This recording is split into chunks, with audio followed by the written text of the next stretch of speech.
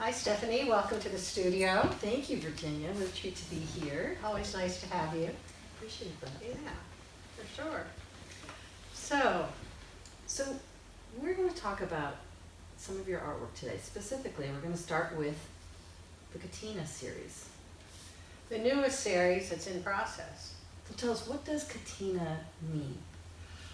Well, Katina is actually a medieval Latin word that means connecting moments or interconnecting moments, and it also means chains.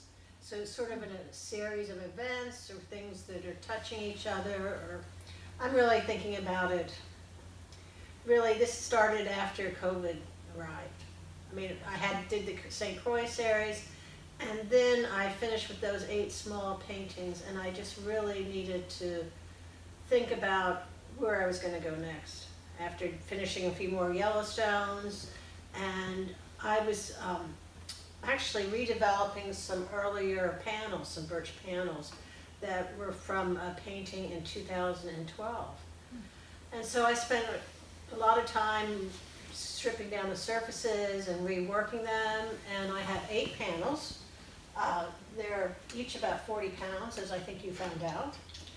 And they're 3 by 4 feet, and they fit together modularly too. There's another one you'll see that's larger over there eventually. But it just seems like we're all so interconnected right now, and it's sort of the silence of this COVID-19 that just spreads so silently. And I was thinking about these paintings being a bit more meditative, and really just sort of trying to find a pause of the unknown, that our lives are all so chaotic right now, and we just had a presidential election, which we can smile about this evening. But I really just wanted to push these paintings, and they're different than the Yellowstones because the Yellowstones really departed from photographs I took that became abstract paintings from the paint pots at Yellowstone National Park.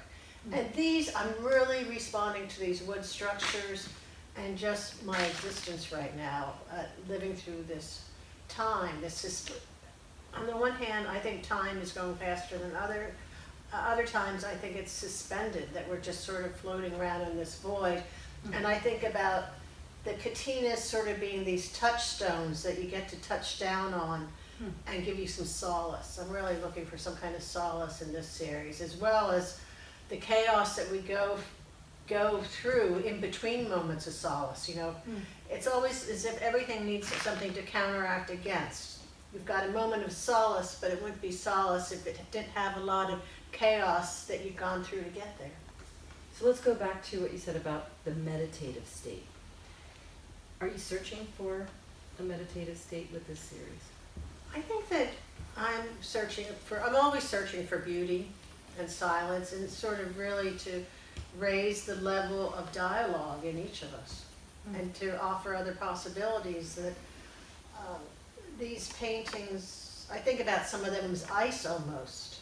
I think about this one being, there's a lot of different layers of paint and color underneath that, and then this ice is connecting everything together on top of it. And it just becomes transparent. So am I looking for something meditative? I think that's part of what I'd like to give the viewer. Yeah. And the departure point from Yellowstone. Tell us more about that. Well, in Yellowstone, I was actually starting to I work on the floor, and I'm really interested in alchemy and the transformation of materials. And the Yellowstone is on canvas, so it's a really different speed that the paint pours across a canvas surface. And these surfaces are even rough at time on these wood panels, just slightly. There's a different speed to how the paint moves. It moves much slower. So, and I'm using a lot of different kinds of chemicals in it to disrupt the surfaces of the paint. So it's not as if I just do a paint pour and then that's it. Then I'm spraying chemicals into it and trying to get different kinds of reactions. I'm really trying to transform materials. In fact, one of these panels it's in process, but I've just poured some pewter into it this week, molten pewter in the studio that maybe you'll get to see sometime. Very alchemical. In fact, I have something that I want to read that you said that I'd like you to talk a little bit more about. Okay. You said the alchemical and physical process of painting are the foundation of my creative practice. Let's talk a little bit more about that. Well, I mean, painting is always a challenge to me. I think Michelangelo said that he was still learning to paint every time he goes into the studio. And these paintings are really about the great adventure. I mean, it's sort of really trying to work in equilibrium with the painting and the process, rather than try to control it or there's no predestiny. My destiny has to be found every time I make a painting.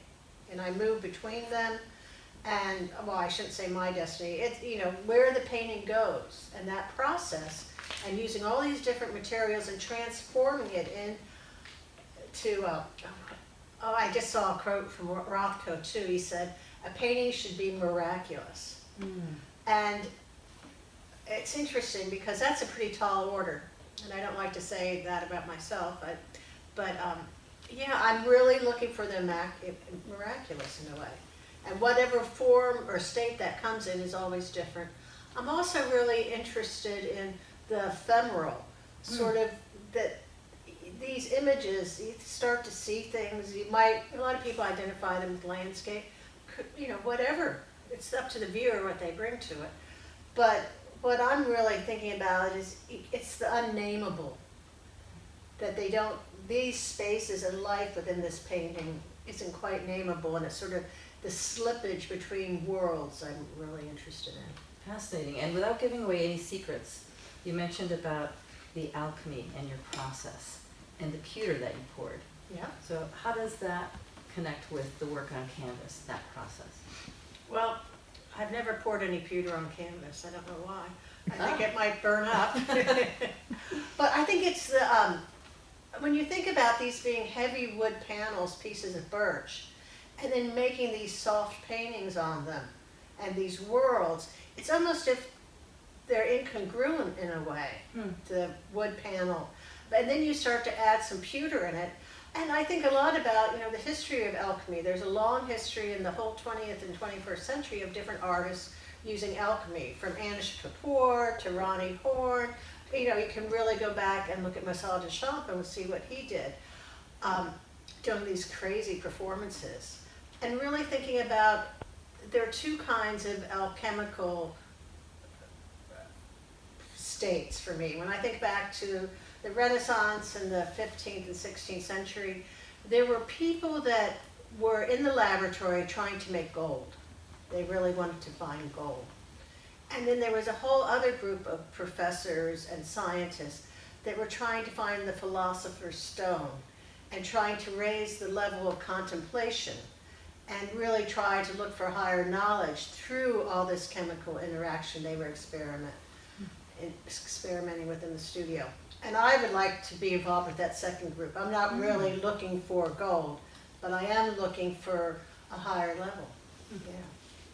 And with these large canvases, there seems to be a lot of physicality involved. Yeah, I'm always constantly moving. I get a lot of steps on my Fitbit every day in the studio. And yeah, I mean, it's a physical process. If I'm tired and not feeling well, it's not a really good day in the studio. And not every day is a great day, but when you're really working in equilibrium with a painting and you're one with it and responding to it rather than trying to control it, it's the best. Okay, so how do you know when is that moment to surrender, when the piece is complete? I always say if you have to ask yourself, then it's not. You just know. It's, again, that unnameable, that intuition, it just feels right. A lot of it comes back to intuition, and you know, a lot of times I just can't stop. I keep going. I drive Chris nuts, my husband who has a studio next door. It's like, you know, that painting has all these lives underneath it. You know, all these other experiences that come and contribute to the final image. And it has history.